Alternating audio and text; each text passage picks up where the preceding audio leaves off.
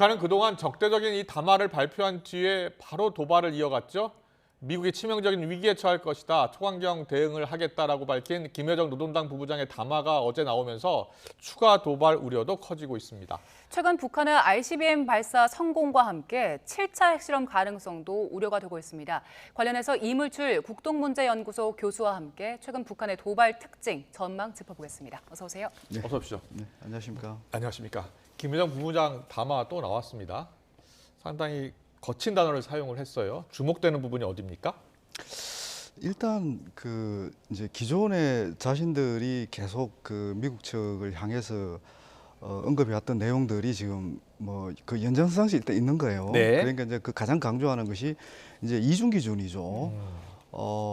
다른 나라들은 자위권을 행사하기 위해서 군사력을 계속 증강하고 또 전략 무기, 전술 무기를 실험을 하는데 네. 왜 우리만 못하게 하느냐? 예. 이제 이런 주장을 계속하는 거예요. 네. 이거는 이제 올 초부터 김정은 위원장도 공식 행사에서 계속 얘기했던 거고, 지금 김여정 부부장도 계속 얘기하는 거고, 네. 또 그 전날이죠. 11월 20일 최선희 외무상도 지금 계속 강조를 하고 있는 겁니다. 그러니까 지금 북한이 이제 아주 선명하게 내세우는 핵심 주장은 합법적인 자위권은 보장해 달라. 그 맥락에서 이제 이중 기준을 우리한테 적용하지 마라. 이 부분과 관련해서 시비를 거는 그 나라는 그 누구든 우리는 초강경으로 대응하겠다. 예. 그게 이제 기본적으로 미국을 겨냥한 메시지이기도 하지만 네. 어떻게 보면 이제 저는 이게 중국도 겨냥한 메시지다고 보는 겁니다. 그러니까 자위적인 합법적인 무력 행사와 관련해서는 그 누구도 시비 걸지 마라. 그건 우방국이 중국도 마찬가지가 있는 거거든요. 네, 그렇게 보시는군요. 그런 맥락에서 봐야 예. 됩니다. 예. 초강경 대응을 언급했는데 이 초강경 대응이라고 하면 7차 핵실험으로 이어지는 걸까요? 모든 가능성을 저도 열어놓고 일단 봐야 되는데 사실 이제 핵실험이라는 게 북한 입장에서도 굉장히 부담스러운 겁니다. 네, 네. 그러면 핵실험을 하고 난 이후에는 뭘 할 것이냐? 그럼 다음 스텝은 또 뭘까? 네. 이런 생각을 또 하게 되잖아요. 예. 근데 이제 지난 10월 28일에 유엔 총회의 제1위원회라는 게 열렸는데 그때 주제가 포괄적 핵실험 금지였어요. 네. 그때는 중국과 러시아도 북한에 대해서 추가 핵실험 하지 마라. 그런 결의안을 통과한 데 대해서 동의를 해줬거든요. 그러니까 이게 이제 아주 미묘하게 좀 다른 부분들인데 그러니까 ICBM 발사까지는 좀 묵인하는 그런 느낌이 있고요. 근데 추가적인 핵실험은 명백하게 반대하는 그런 유엔 총회 결의안에 동의를 했거든요. 네. 이 부분도 조금 의미 있게 우리가 바라볼 대목이 아닌가 이렇게 생각을 합니다. 그렇군요. 그렇다면 추가 핵실험, 7차 핵실험 가능성은 일단 지금 상황으로는 낮다 이렇게 보시는 겁니까? 저는 당분간은 숨고르기를 좀 할 거다. 예. 그러니까 불과 며칠 전이죠. 11월 19일에 화성 17형 대륙간 탄도미사일을 발사했고 또 성공했다고 대대적인 또 자축 분위기를 만들었잖아요. 예. 근데 불과 며칠이 안 지났는데 또 이런 대규모 어떻게 보면 이제 군사적 도발을 한다. 그거는 조금 아닌 것 같아요. 그러니까 알겠습니다. 조금은 숨고르기를 하고 예. 핵실험 카드는 계속 쥐고 있는 거죠. 네. 그래서 이제 상황을 봐서 또 전격적으로 감행할 가능성이 있다. 이렇게 봐야 되겠죠. 예. 북한은 이미 5년 전에 핵무력 완성을 선언하기도 했었잖아요. 이때 우리는 핵무기를 가지고 있다, 완성했다라고 선언을 했는데 계속해서 추가 핵실험을 언급하거나 암시하는 이유가 뭘까요? 이 대목도 굉장히 저희들이 주목해 봐야 될 부분인데 그때 이제 김정은 위원장이 2017년 11월 29일이죠. 예. 우리가 이제 국가 핵무력 완성했다고 선언을 했고 그리고 2018년 신년사에서 네. 우리는 이제는 더 이상 전쟁의 두려움을 이제 가질 필요가 없다. 미국은 절대 우리를 공격하지 못한다. 이렇게 선언을 했어요. 네. 근데 그렇게 자기들이 핵을 보유했다고 선언을 했지만 오히려 안보 불안감은 점점 심화되고 있는 거죠. 네. 그러니까 이 안보 딜레마가 지금 북한에게도 굉장히 심각하다. 이걸 이제 우리가 방증할 수 있는 거예요. 그러니까 자기들은 전쟁을 막고 더 지속 가능한 평화를 만들기 위해서 핵과 미사일 무력을 계속 증가시키고 있는데 예. 갈수록 안보 불안감은 더 높아진다.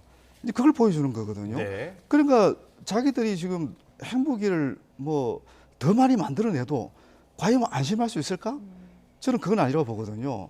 그러니까 미국이 북한의 핵 보유를 인정하지 않는 한 또 우리도 마찬가지일 거고, 그리고 한미일이 이 확장 억제력을 동원해서라도 계속 북한의 추가 도발을 막는 거고, 또 북한의 핵 보유를 인정 안 하겠다, 어떤 식으로도 포기하게 만들겠다, 이 정책이 유지되는 한 북한은 계속 안보 불안감에서 벗어날 수가 없다. 네. 이렇게 얘기할 수 있는 거죠. 알겠습니다.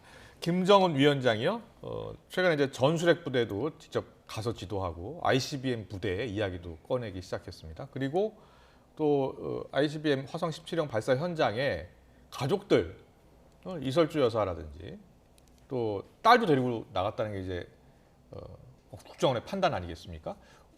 왜 가족들과 함께 그 발사 현장에 갔다고 보세요? 저도 상당히 저도 좀 이렇게 놀랐던 부분 중에 하나인데요. 이 둘째 딸이 2013년에 출생했다면 지금 이제 9살이잖아요, 그죠? 예. 9살인데 이제 이 부분과 관련해서는 결국 이제 노동신문 보도 내용을 근거로 판단할 수밖에 없는데요. 그 노동신문 이런 얘기를 합니다. 이 화성 17형 성공 장면을 보고 북한 주민이 이렇게 얘기를 합니다. 야, 이제 우리는 더 이상 이제 전쟁을 걱정하지 않아도 되고, 네. 우리 아이들이 정말 이제 평화와 번영을 누리는 그런 세상에서 살게 되었다. 이게 얼마나 감격스러운가. 뭐 이런 표현을 씁니다. 그러니까 기본적으로 이제 우리가 지금 이렇게 강력하게 추진하고 있는 이 ICBM 개발과 이 성공이 예. 결국 후세대들이 영원히 전쟁을 모르게, 이제 전쟁을 모르고 평화와 안정을 누릴 수 있게 되었다. 그걸 우리가 보장해주고 있다. 뭐 그걸 과시하는 측면이죠, 그죠? 네. 이제 그걸 통해서 가장 상징적인 인물로서 둘째 딸을 이제 선택해서 데리고 나왔다. 뭐 이렇게 봐야 되겠죠. 그렇게 예. 왜 보군요. 첫째가 아니라 둘째를 데리고 나왔을까? 여기에 대한 의문도 많더라고요. 저는 그 부분에 대해서는 뭐 잘 모르겠는데, 일단 이제 첫째가 아들이라고 지금 알려져 있잖아요, 그죠? 예. 그래서 아마 이제 이 딸을 데리고 나오는 게 이 후세대들의 평화와 안정을 담보하는 어떤 수단으로 해서 ICBM을 좀 홍보하는데 좀 더 극적 효과가 있지 않을까. 뭐 그런 판단을 저는 했을 법하다. 예. 이렇게 보는 거고요. 저도 뭐 이 부분은 추정밖에 할 수가 없는 부분인데. 알겠습니다. 백주혈통 세습 이야기 잠깐 해볼게요. 이번에 딸을 공개했는데 과거에요. 김정일 위원장이라든지요, 김정은 국무위원장이 이제 후계 구도가 확정됐을 때 보통 이제 공개가 되잖아요. 과거에는 어땠습니까? 그런 측면이 분명히 있는데, 그죠? 예. 뭐 우리가 이제 가까이 우선 이제 김정은 위원장의 사례를 봐야 되는데, 2009년에 이제 아버지 김정일 위원장이 그 뇌졸중에 네.